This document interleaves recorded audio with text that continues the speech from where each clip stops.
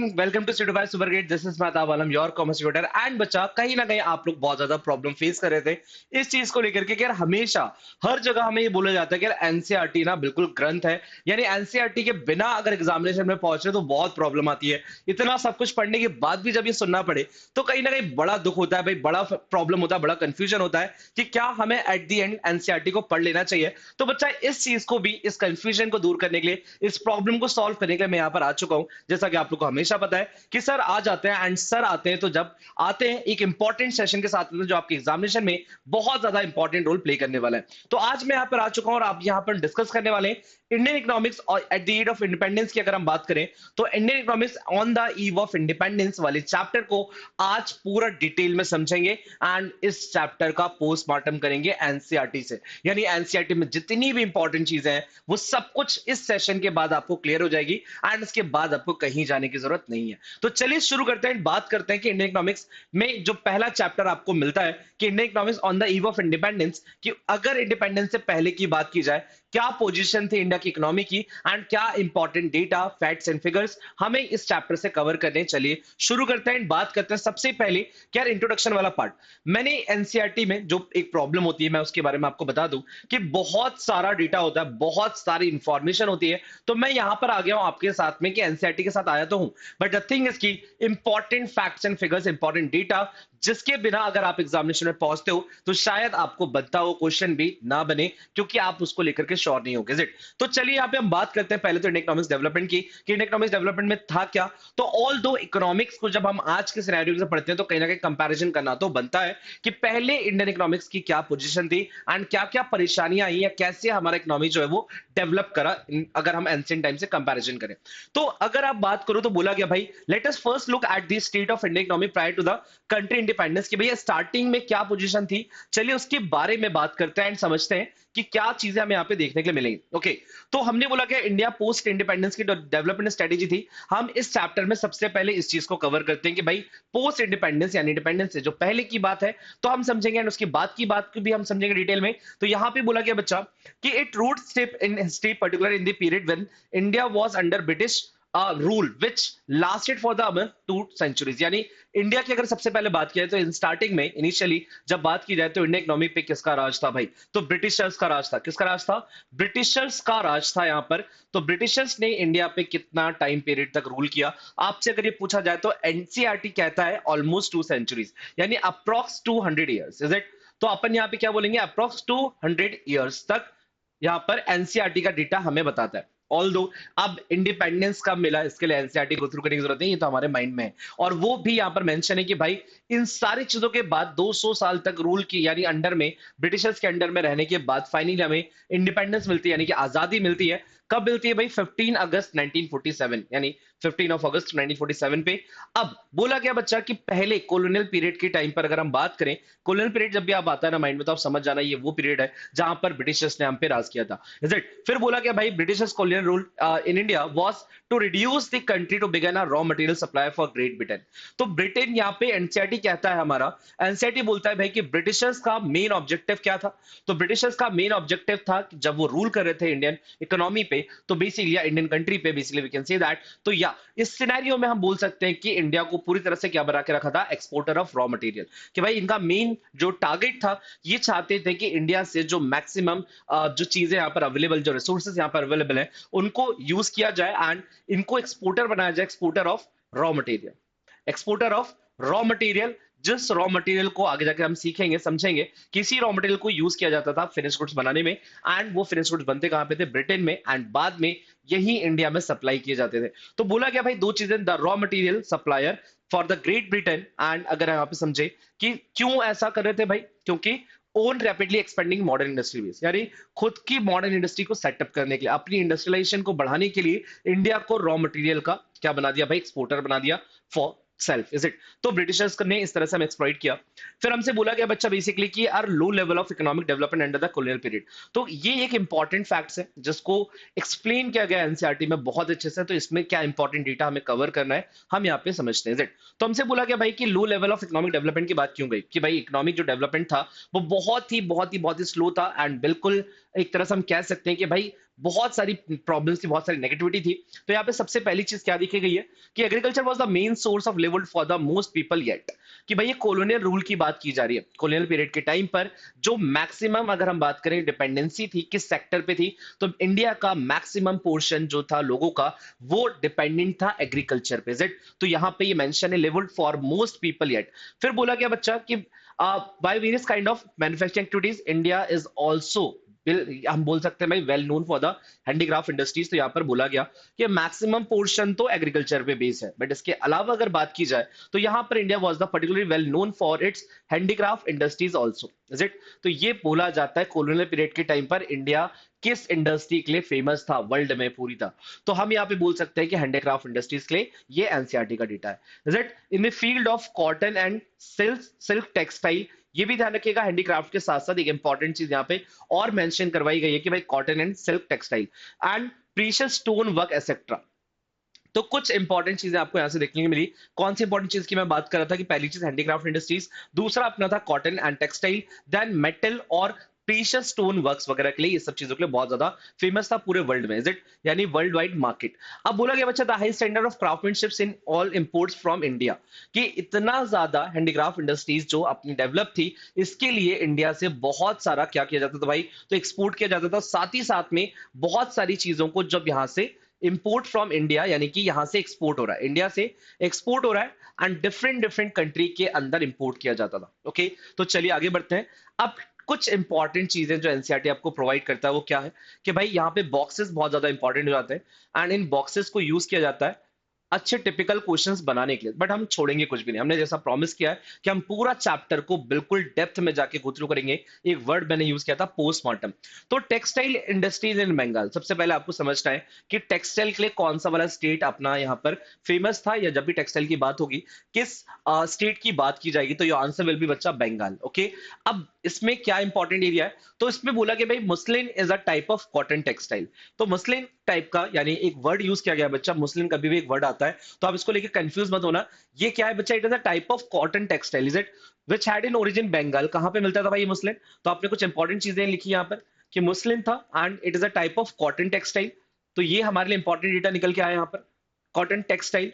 And कहां पे मिलेगा भाई ये हमें, तो ये हमें मिलता था बंगाल में। एंड उसके बाद हमने बोला particularly places in around Dhaka special during the pre independence period, यानी आज की तारीख में हम सबको पता है भाई ढाका क्या है, capital of Bangladesh. Okay, and इसी पे आप समझिएगा Dhakai muslin had gain world wide famous fame and it is the type of cotton textile. Dhakai muslin जो था पूरी तरह से फेमस था, जो जनरली ढाका में अवेलेबल हुआ करता था। जेट फिर हमसे बोला the finest variety of muslin was called मलमल। ये ऑब्जेक्टिव में पूछा जाता है कि द फाइनेस्ट, अगर हम वैरायटी ऑफ मसलिन की बात करें कि मसलिन का ही जो सबसे बेस्ट क्वालिटी का जो प्रोडक्ट होता था या बेस्ट क्वालिटी का रॉ मटेरियल की अगर हम बात करें तो इसको क्या बोला जाएगा भाई, तो उसको बोलता था मलमल, is it. Sometimes foreign travel also used to refers it मलमल शाही एंड मलमल खास। तो ये इंपॉर्टेंट बात आपने सीखी कि भाई मसलिन को ही हम लोग क्या बोलते हैं, मुस्लिम को ही मलमल बोला जाता है एंड मलमल शाही एंड मलमल खास। तो ये अगर एमसीक्यूज में आते हैं चार ऑप्शंस तो आप सोचोगे इसमें से एक ऑप्शन मार्क करना है, नहीं। अगर चार ऑप्शंस दिए तो चारों का मतलब सेम ही है, चाहे मुस्लिन आ जाए, चाहे मलमल आ जाए, चाहे मलमल शाही, चाहे मलमल खास आ जाए, ये सारी चीजें एक ही हो जाएंगी। राइट, तो चलिए हम यहाँ पे आगे बढ़ते हैं एंड बात करते हैं फर्दर चीजों की। अब बोला गया भाई कि इतनी सारी चीजें थी एंड इसके साथ साथ एडिशनल इंफॉर्मेशन हमें शेयर की गई कि सच पॉलिसीज यानी transforming the country into supplier of raw material and consumer of finished industries product from Britain. Britain ने जिस तरह से हमें बोलते हैं ना हमें कि भाई दो तरह से डोमिनेट किया। पहला तो हमें बना के रख दिया गया क्या भाई, इंपोर्टर ऑफ रॉ मटेरियल, और sorry exporter of raw material. तो बेसिकली किसी भी कंट्री के लिए एक्सपोर्टर ऑफ रॉ मटेरियल होना अच्छी बात तो बिल्कुल नहीं, and importer of finish goods. तो ये बहुत दोनों चीजें से नेगेटिव है, यानी आप एक्सपोर्ट करो अपना रॉ मटेरियल यानी कि आप इंडस्ट्रियल सेटअप करते अगर खुद, तो आप फिनिश गुड्स खुद बनाते एंड फिनिश गुड फाइनली किसी और को सेल करते। बट आप अपने रॉ मटेरियल किसी और कंट्री को दे करके उनसे बनवा रहे हो, फिनिश गुड्स बनवा नहीं रहे हो, मतलब वो बना रहे एंड फिर वो फिनिश गुड्स खुद कंजम्पशन के लिए आप इंपोर्ट कर रहे हो। तो ये आपके लिए डबल, एक तरह से बोलते हैं ना कि भाई डबल जो कहीं ना कहीं इंपैक्ट आ रहा है हमें, कहीं ना प्रॉब्लम। तो ये दो तरह से प्रॉब्लम आ रही है, यानी कि पहली चीज भी हमारे लिए नेगेटिव एंड दूसरी चीज भी हमारे लिए नेगेटिव, तो पूरी तरह से डोमिनेट कर रहा है। अब बोला गया बच्चा यहाँ पर हमें कि colonial government never made an sincere attempt to estimate India's national and per capita income. तो कॉलोनियल गवर्नमेंट ने अगर आपसे पूछा जाए किसी क्वेश्चन के अंदर कि क्या कोई एफर्ट्स किए थे जिसमें कि कहीं ना कहीं हम बोल सकते हैं कि भाई नेशनल इनकम या पर कैपिटा इनकम को कैलकुलेट किया गया हो, तो आपका आंसर होगा नो सर, कभी उन्होंने सोचा भी नहीं इस बारे में। तो फिर क्या हुआ भाई, तो हमने बोला basically some individual attempt were made to measure such incomes yield conflicting and inconsistent is it। तो कुछ इंडिविजुअल्स आ गया है जिन्होंने इस काम को किया, जिसमें कौन कौन थे भाई, तो अमंग द नोटेबल एस्टिमेटर्स कौन कौन थे जिन्होंने नेशनल इनकम या पर कैपिटा इनकम को कैलकुलेट करने में अपना एक तरह से कंट्रीब्यूशन दिया, करेक्ट। तो क्या क्या है भाई, तो अपने पास Dadabhai Naoroji, William Digby and Findlay Shirras, VK RV Rao is it. तो ये कुछ चार नाम हमने यहाँ पर डिस्कस किए, जो चार लोग यहाँ पर आगे आए, किस लिए बच्चा, ताकि वो लोग जो एस्टिमेशंस हैं या नेशनल इनकम को फाइंड आउट कर पाए, पर कैपिटा इनकम को कैलकुलेट कर पाए, जिसमें से इन चारों लोगों की अगर बात की जाए तो आरसी, अच्छा एक और नाम लिख लीजिएगा, पांच नाम मेंशन किए गए अगर हम एनसीईआरटी को रेफर करें, तो पांच नाम में आरसी देसाई भी ऐड कर लीजिए। बट इसमें एक इंपॉर्टेंट बात कही गई है जो एग्जामिनेशन में डिफरेंशिएटर रहेगा आपके लिए बहुत इंपॉर्टेंट है, और वो चीज क्या है बच्चा, तो आपने बोला सर बेसिकली यहां पर हम देखेंगे तो RC Desai it was Rao, then whose estimate, तो राव का अगर हम बात करें किसका सबसे ज्यादा सिग्निफिकेंट हुआ या किसका सबसे ज्यादा सही रहा, तो आप बोलोगे सर पांचों नामों में से, यानी again I am repeating this कि भाई Dadabhai Naoroji, then William Digby, Findlay Shirras, VK RV Rao and RC Desai में से वीके आरवी राव का जो एस्टिमेशन था, वीके आरवी राव का जो एस्टिमेशन था during the colonial period was considered very significant, however most study did find that is it. तो बाकी सब लोगों की कंपैरिजन में इनका जो था आउटपुट ये ज्यादा सुटेबल लगा, ये ज्यादा सिग्निफिकेंट लगा, is it. First half of the 20th century was less than 2% coupled with merged half percent growth in per capita output per year is it. तो यहां पर आपको समझना है कि जब फर्स्ट हाफ चल रहा था 20th सेंचुरी का, तो इसमें समझाया गया भाई कि less than 2% coupled with merge half percent growth in पर कैपिटा इनकम। तो ये कुछ डेटा इन्होंने मेंशन किया कि भाई 2% एंड हाफ परसेंट ग्रोथ, यानी कि भाई पर कैपिटा इज इट। तो national income and per capita का जो डेटा इन्होंने रिप्रेजेंट किया, वो डेटा आपके काम का एग्जामिनेशन में पूछा जाएगा। फिर आते हैं एग्रीकल्चर सेक्टर पे, यानी ऑल दो फर्स्ट चैप्टर में जब कंडीशंस की बात की जाती है कि इंडियन इकोनॉमी की क्या कंडीशन थी during the golden period and उससे कैसे ओवरकम किया उन्होंने, तो यहाँ पे बात की जाती है बच्चा एग्रीकल्चर सेक्टर की, इंडस्ट्रियल सेक्टर की एंड फॉरेन सेक्टर की। तो तीन सेक्टर में हमें अपने इस चैप्टर को कंप्लीट करना है। तो पहले सेक्टर को पिक किया हमने एग्रीकल्चर सेक्टर। अब इसमें क्या बोला गया भाई, तो बोला गया बेसिकली कि Britishers colony remain fundamentally agrarian, यानी कि भाई मैक्सिमम क्या था उस टाइम पर इकोनॉमी, एग्रेरियन का मतलब ही क्या है, मैक्सिमम पॉपुलेशन जो एक तरह से पूरी तरह से डिपेंडेंस किस पे है, एग्रीकल्चर पे है। तो अबाउट 85% डेटा यहां पर इंपॉर्टेंट है आपके लिए, about 85% of the country population lived mostly in village and derive livehood directly or indirectly, is it. तो आपसे बोला गया इंडिया के जितने भी लोग हैं उसमें से 85% लोग एग्रीकल्चर पे डिपेंडेंट थे, ये हमारे काम का डेटा है। अब बोला क्या बेसिकली बच्चा, कुछ इंपॉर्टेंट चीज है कि agriculture during the pre Britishers in India, तो 17th century Bengal in the following way. तो भाई 17th सेंचुरी की बात है जब बताया गया यहां पर कि जब बंगाल की बात होती है, यानी बंगाल की बात होती है, तो the knowledge I have acquired Bengal in 2 visits incline me to be that is richer than Egypt। तो भाई बंगाल की जो एग्रीकल्चर कंडीशन की बात थी, किसी फॉरेनर ने ये बात लिखी और बताया कि जब उन्होंने विजिट किया तो उनको ऐसा फील हुआ कि इजिप्ट से ज्यादा यहाँ पर आपकी जो डेवलपमेंट है इन फॉर्म ऑफ एग्रीकल्चर की अगर हम बात करें तो देखा गया। अब बोला गया एक्सपोर्ट कॉटन, बंगाल किस चीज के लिए फेमस था भाई, एक्सपोर्ट करने के लिए कॉटन को, silk, rice, sugar and butter it produces employ for its own consumption के लिए, vegetable, grains, fowl, ducks and ghee. तो ये समझिएगा बच्चा कि एक्सपोर्ट के लिए कुछ और गुड्स थे एंड सेल्फ कंजम्पशन के लिए बहुत डिफरेंट गुड्स थे, पूरी पूरी तरह से हम बोल सकते हैं डिपेंडेंसी एग्रीकल्चर पे था, इज इट। अब एक चीज और ध्यान रखिएगा, कभी भी आपसे पूछा जाए एनसीईआरटी का ये इंपॉर्टेंट फैक्ट्स है, जिस फैक्ट्स को हम यहाँ पे समझ रहे हैं कि India agriculture stagnates under the British colonial period, यानी ब्रिटिश के टाइम पर अगर आप पूछो कि एग्रीकल्चर की क्या पोजीशन थी, तो आप बोलोगे स्टैग्नेशन। अब ये स्टैग्नेशन का मतलब क्या होता है कि भाई रुकी हुई होना, यानी ना एग्रीकल्चर आगे बढ़ रहा था, ना एग्रीकल्चर में कोई बहुत ज्यादा गिरावट आ रही थी, क्योंकि ऑलरेडी वो एक लिमिटेड फॉर्म में चल रहा था, यानी वहां पे कोई ज्यादा चेंजेस नहीं थे, फ्लक्चुएशंस नहीं था। अब आपसे क्या बोला गया भाई, इंपॉर्टेंट चीज है, स्टैग्नेशन का मतलब मैंने आपको बता दिया क्या, कि भाई एग्रीकल्चर प्रोडक्टिविटी बिकम लो, सिंपल सी बात है, दो इन एब्सोल्यूट टर्म्स, ठीक है। अब एक चीज और ध्यान रखिएगा बच्चा, प्रॉब्लम क्या थी? The stagnation in the agriculture sector was cause mainly because of, क्यों था भैया स्टैग्नेशन? अगर इसका रीजन कभी पूछा जाए आपसे एग्जामिनेशन में, तो ये स्टैग्नेशन की कंडीशन आपको क्लियर होनी चाहिए कि भाई लैंड सेटलमेंट की वजह से, लैंड सेटलमेंट या जमींदारी सिस्टम, लैंड सेटलमेंट सिस्टम कौन लेकर के आया है, ये भी आपसे पूछा जा सकता है एग्जामिनेशन। तो आप क्या बोलोगे sir? That were introduced by the colonial government. ठीक है, कॉलोनियल गवर्नमेंट लेकर क्या है? जमींदारी सिस्टम, जिसमें क्या होता था बच्चा, बहुत ज्यादा रेंट वसूला जाता था। तो ये आपके काम की चीज है कि अगर आपसे जमींदारी सिस्टम की बात की जाए तो the main interest of the zamindar was only to collect rent regardless of the economic condition of the cultivators, is it? यानी कि जैसे आपने लगान मूवी वगैरह देखी होगी, यहाँ पे वो मेंशन किया गया। तो ये आपके लिए इंपॉर्टेंट है, इज इट? तो यहां से आपको एग्जामिनेशन में क्वेश्चंस आने के चांसेस पूरे हैं। गॉट इट बच्चा? फिर आपसे बोला गया एक और चीज है भाई कि later to a very great extent the terms of the revenue settlement were also responsible for the zamindar adopting such as attitude. यानी रेवेन्यू सेटलमेंट के टाइम पे जो प्रॉब्लम्स आती थी, वहां पे उस प्रॉब्लम को कहीं ना कहीं और ज्यादा इंपैक्ट होता था just because of the zamindar. Okay, तो ये सारी चीजें हैं। Zamindar were to lose their right besides this low level of technology, lack of irrigation facilities and negligible use of fertilizers। तो भैया कहीं ना कहीं ये जो जमींदार सिस्टम का जो इम्पैक्ट था, जस्ट बिकॉज ऑफ कि भाई जो फार्मर्स थे वो बहुत ज्यादा डेट तो ले लेते थे, बट इन सारी प्रॉब्लम्स की वजह से, इन सारी लिमिटेशंस की वजह से वो अर्न ही नहीं कर पाते थे, या उनके क्रॉप शायद अच्छे से उग ही नहीं पाते थे जिनको वो यूज कर पाए for clearing the debt, is it, of the zamindar. तो यहाँ पे ये प्रॉब्लम्स आती थी। बाद में इस प्रॉब्लम से निकलने के लिए उनको फोर्स किया जाता था कि वो अपने जो सेल्फ कंजम्पशन वाले क्रॉप्स हैं उनको छोड़ करके वो क्या उगाएं भाई? कैश क्रॉप्स उगाएं। यानी कमर्शियलाइजेशन ऑफ एग्रीकल्चर करवाने के लिए फोर्स किया गया इन सारे प्रॉब्लम्स की वजह से, इज इट? तो आपने बोला बिल्कुल ठीक है सर। नेक्स्ट हम आगे बढ़ते हैं एंड बात करते हैं कि इंस्टीड ऑफ प्रोड्यूसिंग, यानी कि भाई hardly help the farmers in the improving their economic conditions, यानी उनको बहुत सारी जो फैसिलिटीज हैं वो प्रोवाइड नहीं की जाती थी एंड उनसे उनको फोर्स किया जाता था कि वो क्या करें भाई? प्रोड्यूसिंग फूड क्रॉप्स को छोड़ करके वो कैश क्रॉप्स उगाएं, इज इट? ताकि उनसे पैसा आए एंड वो पैसा वो यूज कर पाए for clearing the debts of the zamindar. Got it? तो यहाँ पे सारी चीजें हैं। अब क्या बोला गया भाई कि जनरली जो कैश क्रॉप्स उगाए जाते थे वो कैश क्रॉप्स कौन लेके चले जाता था? तो आपने बोला sir ultimately used by the Britishers industries back home, is it?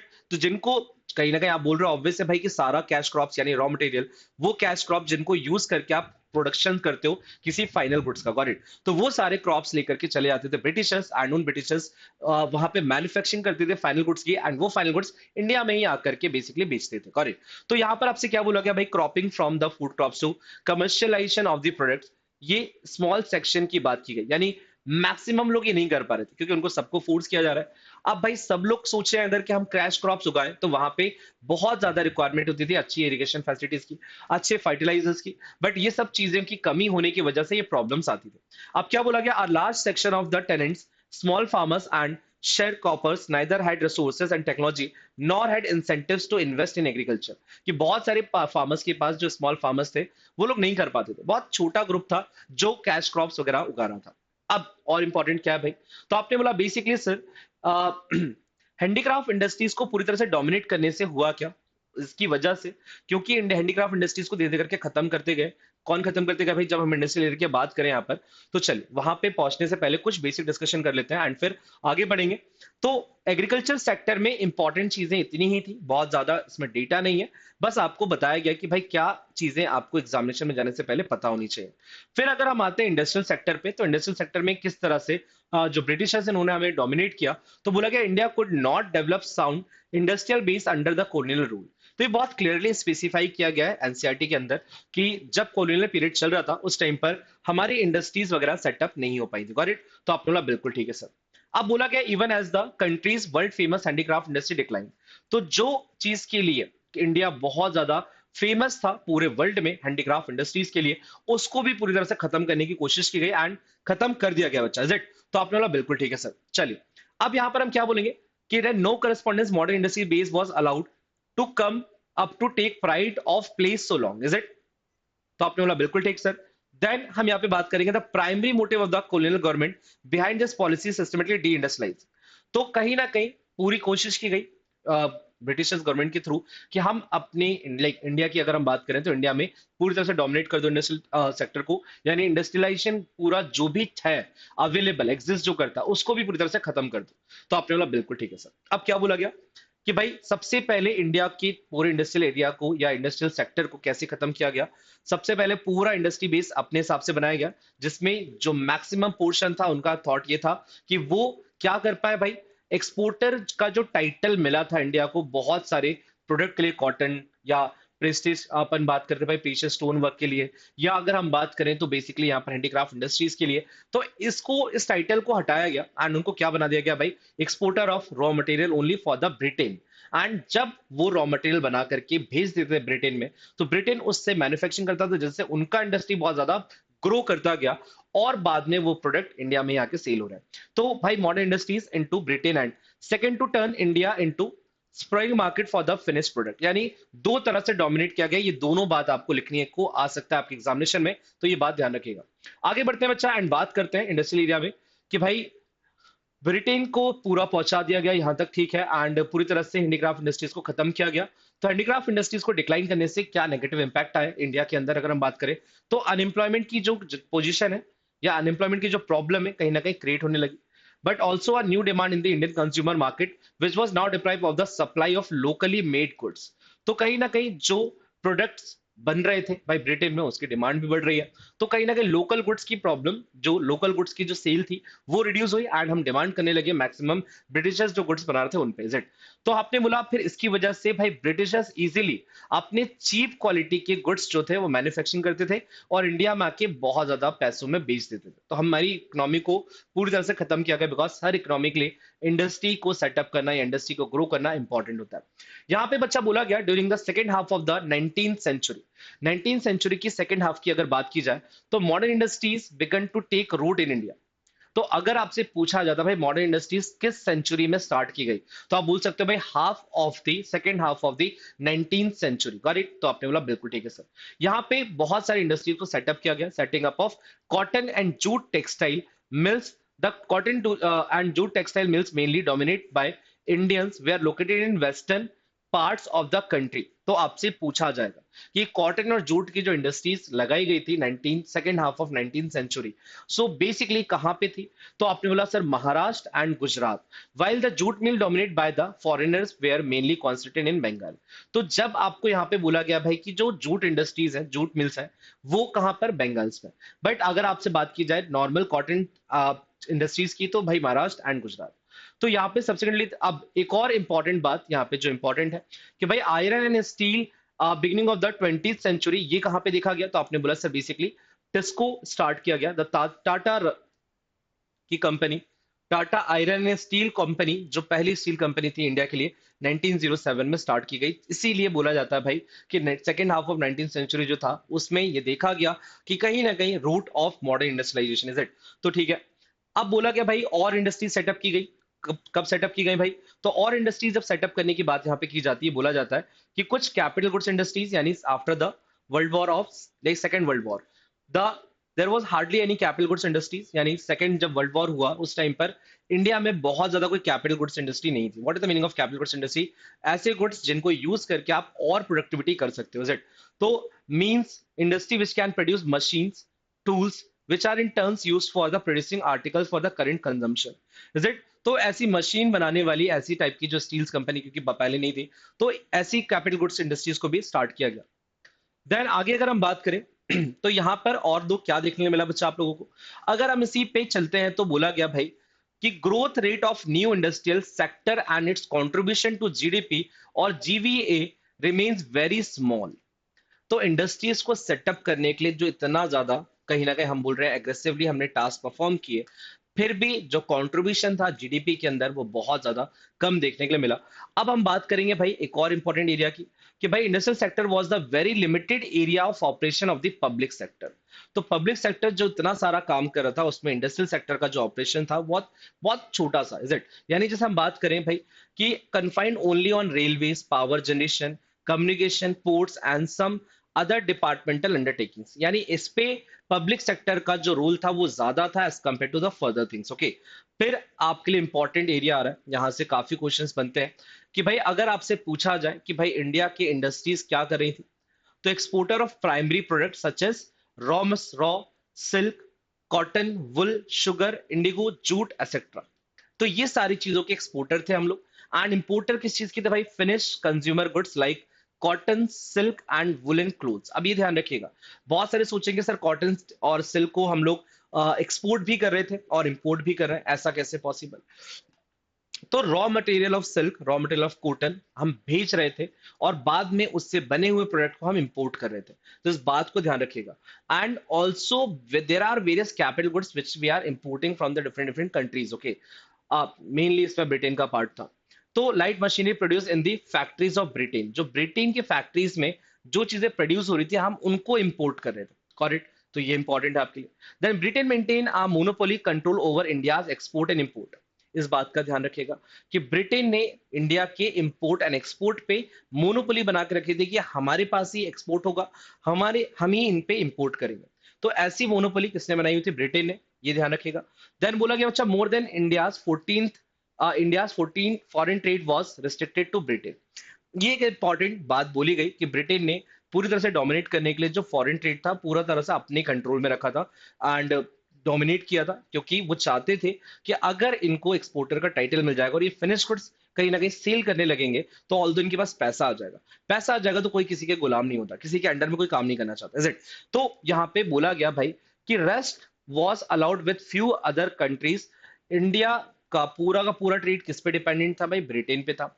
इसके अलावा अगर कुछ कंट्री का नाम अगर यहाँ पे बोला जाए तो वो नाम यहाँ पे देखने मिलता है भाई। चाइना के साथ डील होता था, थोड़ा बहुत ट्रेड होता था। देन श्रीलंका के साथ, पर्शिया के साथ, ईरान, यानी पर्शिया नहीं ईरान, इज इट? तो इस पे एक इंपॉर्टेंट फैक्ट ऐड किया गया कि यार स्विस कैनाल का ओपनिंग, इज इट, यानी the opening of Swiss canal further intensified British control over, is it? British ने और कंट्रोल करने के लिए और तरह से फॉरेन ट्रेड को डोमिनेट करने के लिए उन्होंने स्विस कैनाल की ओपनिंग करी। जो कि कब ओपनिंग हुई थी भाई, कब क्या हुआ था, तो अपन इस पे डिस्कशन करेंगे एंड बात करेंगे लार्ज एक्सपोर्ट ऑफ सरप्लस। ये ध्यान रखिएगा कि कॉलोनियल गवर्नमेंट ने इंडिया से बहुत ज्यादा एक्सपोर्ट सरप्लस कमाया। यानी कि भाई एक्सपोर्ट सरप्लस का मतलब था जब आप एक्सपोर्ट में से इंपोर्ट वाला अमाउंट हटा देते हो तो आपके पास जो एक्स्ट्रा अमाउंट बचता है वो क्या हो गया? आपका एक्सपोर्ट सरप्लस। तो ऑल दो इस पे क्या बोला गया भाई कि सारा पैसा इसमें कहाँ खर्च किया गया, ये सारा पैसा यूज कहाँ किया गया? तो हम यहाँ पे कुछ इंपॉर्टेंट चीजों की बात करेंगे एंड सुएज कैनाल के बारे में बात करेंगे कि बेसिकली जो एक्सपोर्ट सरप्लस अर्न किया जो ब्रिटिशर्स ने, this was used to make payment for the expenses incurred by the office setup by colonial government in Britain. कि अगर आपसे पूछा जाए कि भाई जब ब्रिटिशर्स ने फॉरेन ट्रेड करके इंडिया के, क्योंकि इंडिया में मोनोपोली थी, और उससे जो भी उन्होंने पैसा कमाया उस पैसे को इन्होंने यूज कहाँ कहाँ किया, तो आप बोलोगे इस पैसे को उन्होंने यूज किया बेसिकली अपने ऑफिस सेटअप के लिए। ब्रिटेन के अंदर जो डिफरेंट डिफरेंट एडमिनिस्ट्रेटिव सेटअप के लिए उन्होंने इस पैसे को यूज किया। दूसरा इनकी बात की जाए, fought by the British government and import of invisible items of health. ठीक है, तो यहाँ पे अपन बढ़ते चलते हैं आगे एंड डिटेल में बात करेंगे सारी चीजों को, है ना? Is it? यहाँ पे सबसे पहले आपका स्विस कैनाल वाला पार्ट भी मैं आपको बता देता हूँ ताकि आपको क्लियर है ये जो स्विस कैनाल आपको दिख रहा है इसमें क्या इंपॉर्टेंट चीजें हैं बच्चा। तो बोला गया Swiss canal is an artificial waterway. ये ध्यान रखिएगा, स्विस कैनाल को एक आर्टिफिशियल वाटरवे बोला गया है, क्योंकि आर्टिफिशियल का मतलब हमें पता है कि भाई एक होता है नेचुरल चीज, एक होता है आर्टिफिशियल। आर्टिफिशियल मतलब जो इंसानों ने बनाया है, तो स्विस कैनाल को बनाया गया है। Waterway running from the north to south, ये ध्यान रखिएगा। स्विस कैनाल का जो पाथ है वो क्या है भैया? नॉर्थ टू साउथ, ये मेंशन है एनसीईआरटी के अंदर। And the Swiss in north eastern Egypt, also यहाँ पे क्या बोला गया भाई कि north eastern Egypt it consist port side on the Mediterranean sea with the gulf of. ठीक है, तो आपने ये काम की चीज नहीं, बस ये बोला गया Suez an arm of the Red Sea. Red Sea के लिए क्या बोला गया भाई? Arm of the Red Sea. Correct, ये इंपॉर्टेंट वर्ड है। अब हमें बोला जाता है भाई कि the canal provides a direct trade route for ships operating between the European और अमेरिकन पोस्ट। इसके रूट्स डिसाइड कर दिए गए एंड लोकेटेड कहां पर भाई इसके पोर्ट्स थे? तो south Asia, then Asia east थे इसका, इसके आर्म में बोला जाता भाई यहाँ पर। और ये जो पोर्ट्स हैं ये सारे पोर्ट्स आप लोग को समझना है डिटेल में कि इसमें क्या क्या चीजें ऐड हुई हैं। ठीक है, अब बोला जाता है भाई स्विस कैनाल का ओपनिंग कब हुआ था? तो इट्स ओपनिंग एंड 1869। अगर कभी भी आपसे एग्जामिनेशन में क्वेश्चन पूछा जाता है कि भाई स्विस कैनाल की ओपनिंग कब की गई थी, तो 1869 में यहाँ पे क्लियरली मेंशन है। एंड बोला गया भाई क्यों किया गया था? तो कॉस्ट ऑफ ट्रांसपोर्टेशन को रिड्यूस करने के लिए एंड इंडियन मार्केट में एंटर करने के लिए इंडियन मार्केट पे जो रिसोर्सेस लिए जा रहे थे एंड जो फिनिश गुड्स प्रोवाइड किए जाते थे उस ट्रांजेक्शन्स को या उस एक्टिविटी को इजी करने के लिए, तो इंडियन मार्केट में एक्सेस जो है वो इजी हो जाता। अब और क्या बोला गया है कि सुएज कैनाल को, एक इंपॉर्टेंट बात, इस पे एक क्वेश्चन आया था एग्जामिनेशन में पहले, इज इट, जब आप एग्जाम अगर आपसे 2 3 3 साल पहले देते अपने बोर्ड से एग्जाम, तो ये क्वेश्चन पूछा गया था कि use as highway between India and Britain. Suez canal को एक हाईवे की तरह यूज किया जाता था, जो कि कहाँ पे भाई एग्जिस्ट करता था, तो आप बोलोगे sir between India and Britain, between between India and Britain के बीच के एक तरह से हाईवे की तरह यूज किया जाता है। बट हाँ, it is a water way, बहुत सारे लोग सोचते हैं कि हाईवे है कि नहीं है, तो बच्चा it is a water way but use किया जाता था एज अ हाईवे। ठीक है सर। अब आगे बढ़ते हैं। And every 10 years such as census operations were carried out before 1921, तो यहां पर हम डेमोग्राफिक कंडीशन पे आ जाते हैं कि भाई ब्रिटिशर्स ने इंडिया का सबसे पहला सेंसस कब किया। India were the first collected through census in 1881। ठीक है, तो 1881 में इंडिया का सबसे पहला सेंसस हुआ एंड उसके बाद फिर आगे चलता रहा। तो उस टाइम पर पॉपुलेशन वगैरह जो थी बहुत ज्यादा नहीं थी एंड ज्यादा तेजी से ग्रो भी नहीं करी थी। अब डिसाइड हुआ भाई कि एवरी 10 years, हर 10 साल में सेंसस ऑपरेशन किया जाएगा। तो अगर हम बात करें the total population of India not the rate for population growth at is very high, यानी उस टाइम पे अगर बात की जाए तो बहुत ज्यादा पॉपुलेशन रेट जो था यहाँ पर हाई देखने को मिला। एंड अब इसको थोड़ा और डिटेल में समझते हैं एंड बात करते हैं यहाँ पर कि the overall literacy level was less than 16%। अगर लिटरेसी रेट की बात की जाए बच्चा, तो सबसे पहले यहाँ पे इंपॉर्टेंट चीज ये हो जाती है कि 16%, यानी the overall literacy level was less than 16%। Out of this the female literacy and 7%। तो ये एनसीईआरटी कहता है, क्या कहता है एनसीईआरटी, कि भैया उस टाइम पर अगर हम बात करें, क्योंकि सेंसस में ये भी चीजें निकाली जाती हैं, there are various rates which we have to find out through the this, हम बोल सकते हैं through the census and all, is it. तो यहाँ पर 16% का लिटरेसी रेट देखा गया, 16% से भी कम का, जिसमें 7% सिर्फ था किसका बच्चा, फीमेल का पार्ट था। फिर बोला गया public health facilities were either unable to large chunks of, यानी इसमें इंपॉर्टेंट बात होती है भाई कि उस टाइम पर हमारी हेल्थ इश्यूज भी काफी ज्यादा थे, हेल्थ फैसिलिटीज वगैरह अवेलेबल नहीं थी एंड जनरली हम लोग किस प्रॉब्लम से फेस कर रहे थे, तो consequently water and airborne disease. Okay, तो ये एक इंपॉर्टेंट चीज हमें यहाँ पे बताई गई है। फिर no wonder the overall mortality rate was very high. तो अगर आपसे पूछा जाता है भाई 1921 की कंडीशंस के अराउंड, तो उस टाइम पर मोर्टेलिटी रेट भी बहुत ज्यादा हाई था। लिटरेसी रेट मैंने आपको ऑलरेडी बता दिया। आगे बढ़ते हैं एंड बात करते हैं कि भाई infant mortality rate was quite alarming. तो इसके लिए एक वर्ड यूज किया गया बच्चा, क्वाइट अलार्मिंग, यानी कि कहीं ना कहीं बहुत ज्यादा डिफिकल्ट था ये समझना कि भाई अबाउट 2/18/1000, यानी जनरली जो टोटल 218 बच्चे जो जन्म लेते थे, वो जन्म लेते से ही उनकी डेथ हो जाती थी जनरली, अगर हम बात करें पर 1000 में, ये नंबर बहुत बड़ा है। फिर in constant to the present infant mortality rate of 33% 33/1000, is it, जिसको बाद में कम से कम रिड्यूस किया गया एंड कोशिश की गई जहां पे हम पहुंचे कि 33/1000।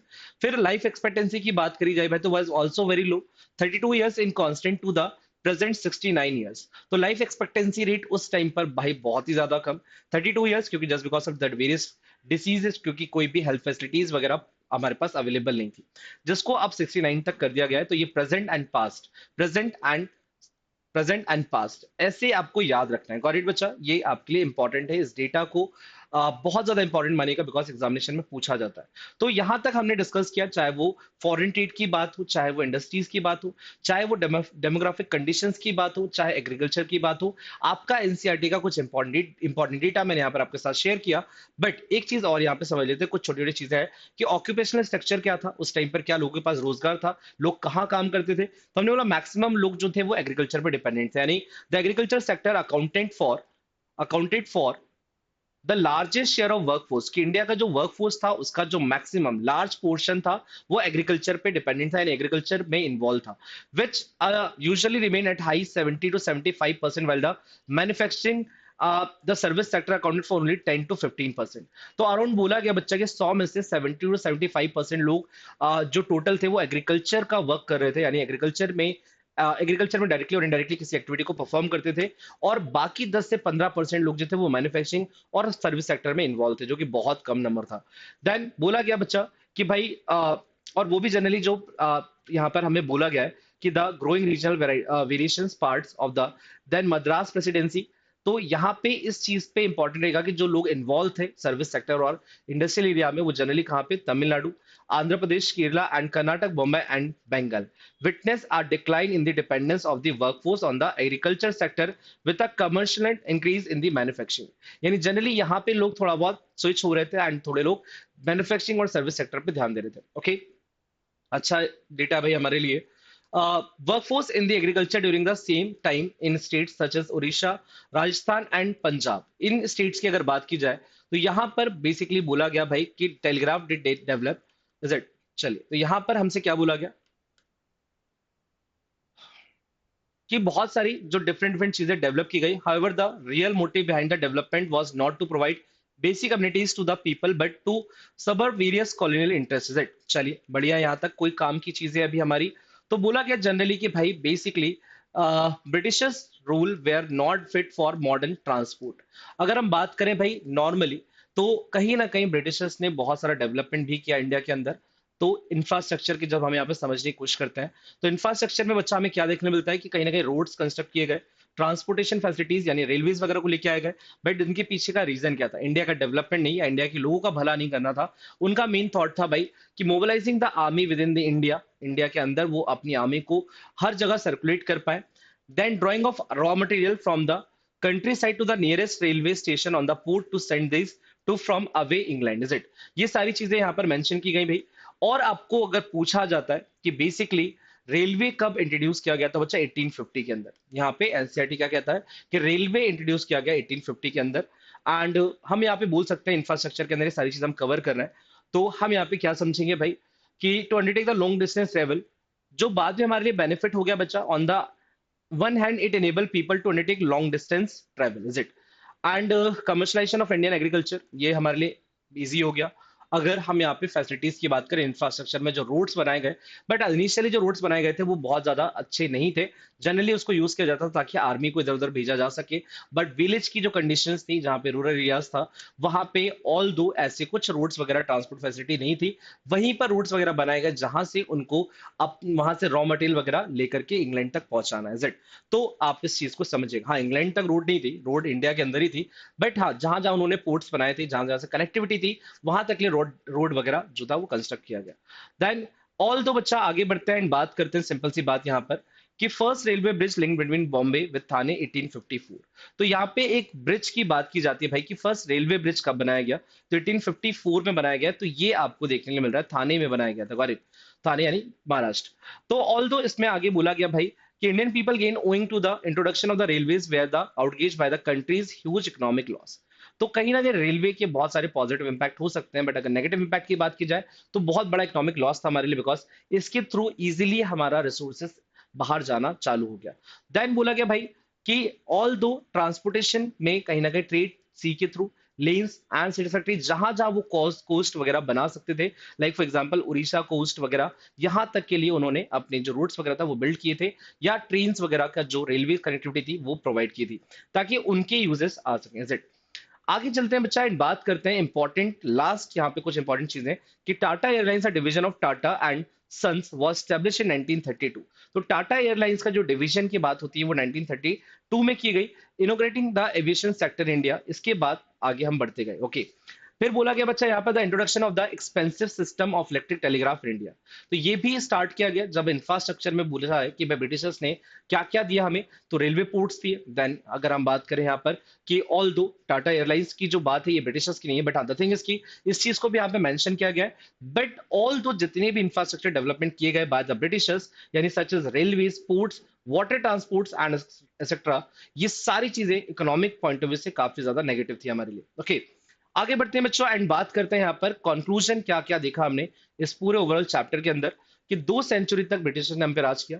एग्रीकल्चर सेक्टर जो था क्या भाई, सरप्लस पूरी तरह से डोमिनेट होता, और अगर सरप्लस प्रोवाइड जो कर रहा था उस टाइम पर, वो सरप्लस कहीं ना कहीं हमारे लिए यूज किया जा, हमारे खिलाफ यूज किया जा रहा था। लेबर जो प्रोडक्टिविटी थी काफी ज्यादा लो थी। अगर हम इंडस्ट्रियल सेक्टर की बात करें तो भाई मॉडर्नाइजेशन डाइवर्सिफिकेशन कुछ भी नहीं हो रहा था। तो यहाँ पे बोला गया एक वर्ड यानी कि वॉज क्राइम। तो ये कंक्लूजन है इस चैप्टर का। Investment foreign trade was oriented to feed industrial revolution in Britain, कि भैया हमारा जो इंडस्ट्रियल एरिया था, यानी रॉ मटेरियल का सप्लायर थे हम लोग, तो बेसिकली इसकी वजह से इंडिया सॉरी ब्रिटेन का जो इंडस्ट्री था वो मॉडर्नाइजेशन वहां पर हुआ, यानी वो अच्छे से ग्रो कर रहे थे। Is it? रेलवे की बात किया तो railway network needed upgradation, expansion and the public orientation. Is it? तो ये सारी चीजें बच्चा आप लोग ने यहाँ पर देखी एंड समझा कि क्या क्या चीजें आप लोगों ने इस चैप्टर में पढ़नी थी, जो चीज आप इस चैप्टर में कंप्लीट कर पाए, एंड ये बहुत इंपॉर्टेंट है आपकी एग्जामिनेशन पॉइंट ऑफ व्यू से, बिकॉज इसी तरीके से एनसीईआरटी के जब डेटा के अपन बात करते हैं, डेटा को जब हम पढ़ते हैं, तो आपके लिए एग्जामिनेशन में आंसर करना ज्यादा इजी होता है और आप बिना किसी कंफ्यूजन के लिख पाते हैं और आपको एक सेटिस्फेक्शन मिलता है कि यार हमने एनसीईआरटी पूरी कवर कर ली है। Got it? तो इसी तरीके से हम फर्दर आने वाले टाइम में बहुत सारे चैप्टर्स कवर करेंगे, कंटिन्यूसली चैप्टर्स कवर करेंगे, चाहे वो बात आपकी अकाउंटेंसी की हो, चाहे वो बात आपके बिजनेस स्टडीज की हो। इसी तरीके से आपकी जो एनसीईआरटी की प्रॉब्लम है, हमने उस प्रॉब्लम को समझ लिया है एंड हम उस प्रॉब्लम को सॉल्व करने वाले हैं साथ में मिलकर के। ओके, सो ये सारे सेशंस आप लोग को टाइम पे मिलते जाए, इसके लिए आपको चैनल को सब्सक्राइब करना है एंड अपने दोस्तों के साथ इस इंपॉर्टेंट सेशन को शेयर करना है कि भाई उनकी भी जो एनसीईआरटी की प्रिपरेशन है ना, या एनसीईआरटी का जो प्रॉब्लम है वो पूरा सॉल्व हो पाए एंड उनकी प्रिपरेशन भी बेस्ट टू बेस्ट हो पाए। तो इन्हीं सारी बातों के साथ बच्चा फिलहाल इस चैप्टर की एनसीईआरटी के साथ मैं अभी यहाँ पे विदा लेता हूँ, मिलता हूँ आपके साथ बहुत जल्द नए चैप्टर में, नए एनसीईआरटी के चैप्टर के साथ। अभी लेते हैं, thank you so much, take care, bye bye.